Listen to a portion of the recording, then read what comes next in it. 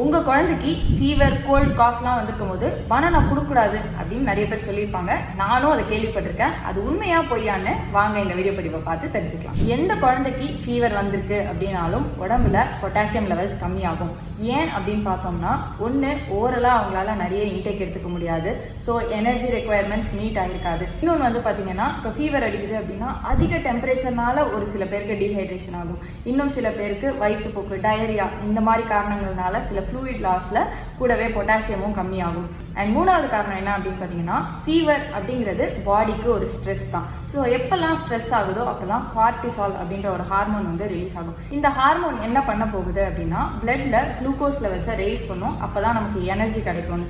கூடவே இன்னொன்றும் பண்ணும். அது என்ன அப்படின்னு பார்த்தீங்கன்னா, பிளட்ல இருக்கிற பொட்டாசியம் எடுத்துகிட்டு போய் செல்ஸ்குள்ளே கொடுத்துரும். நீ எனர்ஜிக்காக வச்சுக்கோ அப்படின்னு சொல்லிட்டு. இன்டர்ன் செல்ஸ்குள்ளே இருக்கிற சோடியம் எடுத்துகிட்டு வந்து பிளட்ல கொடுத்துரும். ஸோ தட் நம்மளுடைய பிளட் ப்ரெஷர், சர்க்குலேஷன்லாம் டிஸ்டர்ப் ஆகாமல் இருக்கும்.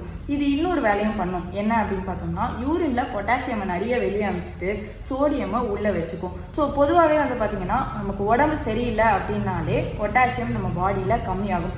இதனால தான் அவங்க டயர்டாக ஃபீல் பண்ணுறது, லெத்தார்ஜிக்காக ஃபீல் பண்ணுறது, காலில் கிராம்ஸ் வரக்கூடிய காரணங்கள் எல்லாமே. சரி, இதை எப்படி சரி செய்ய போகிறோம் அப்படின்னு பார்த்தீங்கன்னா, கண்டிப்பாக பனானா இதுக்கு ரொம்ப ஹெல்ப்ஃபுல்லாக இருக்கும். ஏன்னா பனானா அப்படிங்கிறது ஒரு பொட்டாசியம் ரிச் ஃபுட். இதை நம்ம ஃபியூ பீசஸ் எடுத்துக்கிறது தப்பு கிடையாது. பனானா மட்டும் கிடையாது, கூடவே நீங்கள் இளநீ எடுத்துக்கலாம், சாத்துக்குடி ஜூஸ் எடுத்துக்கலாம், ஃபியூ பீசஸ் ஆஃப் பப்பாயா கூட எடுத்துக்கலாம். இது எல்லாத்துலேயுமே பொட்டாசியம் நிறைய இருக்குது. சரி, இதுக்கு வரும் பனானா சாப்பிட்டா சளி பிடிக்குமா அப்படின்னு சொல்கிறாங்க. அப்படி எந்த எவிடன்ஸும் கிடையாது.